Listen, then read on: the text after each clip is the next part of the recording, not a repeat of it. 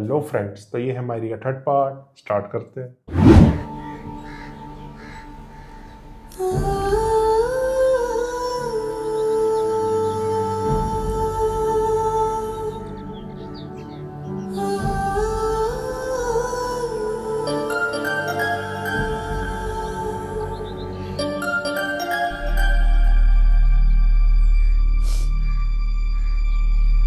Any, hello hello अम्मा। Any, गुड्डा ठीक तो हो? एनी, क्या हुआ है बाबा, बताओ तो। एनी, मेरा दिल घबरा रहा है बच्चे, तुम्हें तो किसी ने कुछ कह तो नहीं दिया है? हाँ अम्मा, बिल्कुल ठीक हूँ। किसी ने कुछ नहीं कहा, बस आपके कमरे की सफाई कर रही थी तो और कुछ अच्छा नहीं लग रहा आपके बगैर। बहुत याद आ रही है आपकी और फाइजा की भी। मैं आपका होमवर्क उसने किया नहीं किया होगा ना? मैं करती हूँ उसका मैथ का होमवर्क। मुझे भी तुम्हारी बहुत याद आ रही है गुड़िया।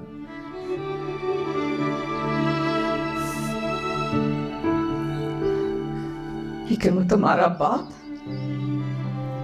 और राहिला, मुझे पता है कि राहिला आंटी आपका यहाँ रहना बहुत मुश्किल कर रही है, लेकिन अम्मा ये आपका घर है ना। मैं और फाइजा हमेशा आपके साथ रहेंगे, ये बात आपको पता है ना अम्मा? और अब फाकिर भी।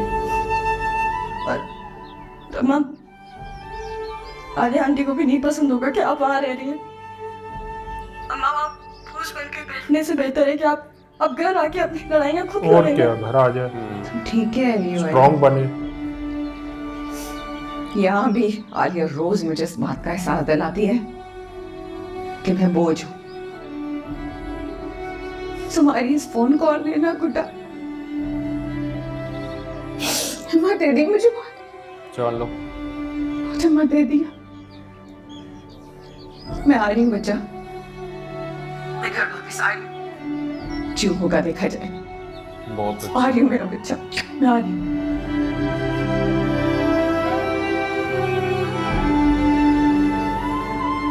तो स्ट्रॉन्ग हो जाए ना आयशा, तो राहिला को एनी मजा आ सपोर्ट जाएगा। करेगी। एनी और फाकिर दोनों मिलके स्ट्रॉन्ग कर दे, तब मजा आएगा जब गेम पलटेगी।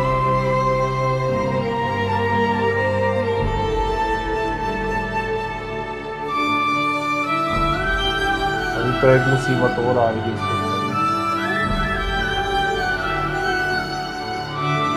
एमन वाली पता नहीं क्या करेगी उसकी।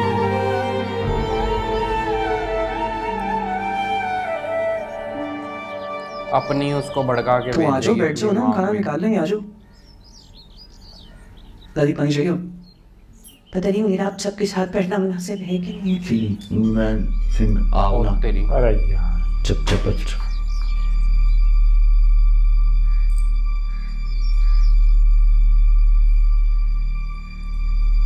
क्या करता जा रहा है आओ ये? राहिला, बैठो, खाना खाओ। हबीब, तुम इसे यहाँ क्यों लेकर आए हो? तुम्हें पता है कि इस दस्तरखान पर सिर्फ हम लोग खाना खाते हैं। अम्मा, राहिला अब इस घर का हिस्सा है, इसको अब आप दस्तरखान का हिस्सा भी बना ही लें। हबीब ऐसा ही। मियाँ, दिल में जगह बनाई जाती है पहले, फिर दस्तरखान पर। अम्मा, इतने दिन हो गए राहिला को इस घर में आए हुए, अब आप लोग भी उसके लिए दिल में जगह बना लेना। ये कब तक चलता रहेगा? ये बात तो तुम्हें अपनी बीवी को समझानी चाहिए ना। उसको हमारे दिलों में जगह बनानी है, हमें नहीं। जब उसको इस बात की परवाह नहीं है तो हमें क्या? नहीं नहीं अम्मा, कोशिश कर रही है राहिला, कोशिश कर रही है दिल में जगह बनाने की। आप लोग भी तो थोड़ी सी कोशिश करें ना। वो कब तक चोरों की तरह कमरे में बैठ के खाना खाती रहेगी? अगर चोर दरवाजे से आई है तो चोरों की तरह महसूस करेगी ना। वैसे अम्मा, कल वो मासी को भी निकाल दिया है ना? हाँ अभी तुम्हारी हाँ। बीवी तो हमें किसी खातिर में नहीं लाती, किसी गिनती शुमार में नहीं है उसकी नजर में हम लोग। वाह, किससे पूछ के निकाला? मेरी इजाजत के बगैर उसने कैसे मासी को घर से निकाला? अम्मा, मासी को बिल्कुल सही निकाला इस घर से। वो चुगलियां करती फिर रही थी, गलत फहमियां पैदा कर रही थी। और वो हम सब में लड़ाइयां करवाने की कोशिश कर रही थी और वो घर के कागजात हाथ में लिए घूम रही थी। पता नहीं किसने रिश्वत दी थी उसे। सारी गलतफहमियां तुम्हें ही है हबीब, तुम अपनी गलतफहमियां दूर करो। और हाँ, मैंने तुमसे जो काम कहा था वो तुमने किया। आयशा कब तक अपने मैके में बैठी रहेगी? हमारे घर की बहू इतनी देर तक मैके में नहीं रहती, समझ गए? लेकर आओ उसको वापस। अम्मा बस हबीब, मैं और कोई बात नहीं सुनूंगी तुम्हारी। तुम्हारी इस बीवी पर मेरी नजर रहेगी। सही वक्त में मैं बुला लूंगी दस्तरखान पर, लेकिन उस वक्त तक इस दस्तरखान पर हमारे साथ बैठ के खाना नहीं खाएगी। समझ गए ना तुम दोनों? बहुत अच्छे हैं। राहिला यही डिजर्व करती है ये। चलो हबीब, खाना खाओ। ये भी वैसे नहीं में तो क्या खाक हलफ से निवाला उतरेगा मेरे। आप लोग खाइए।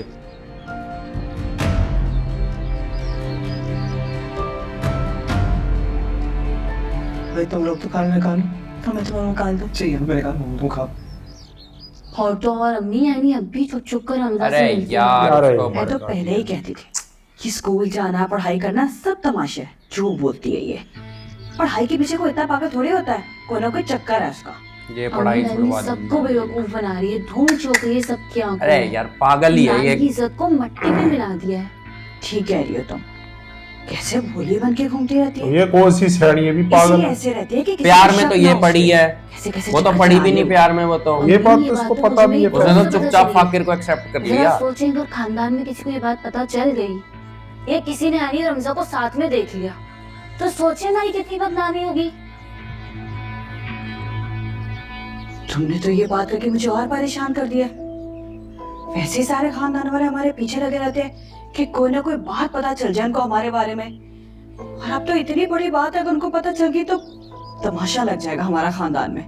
ये लड़की ना हमारी बेइज्जती करवाने में कोई कसर नहीं छोड़ती। अम्मी मैं तो कहती हूँ आप नानी के घर जाके एनी और रमजा का भांडा फोड़ो। ओहो, सही कह रही हो तुम।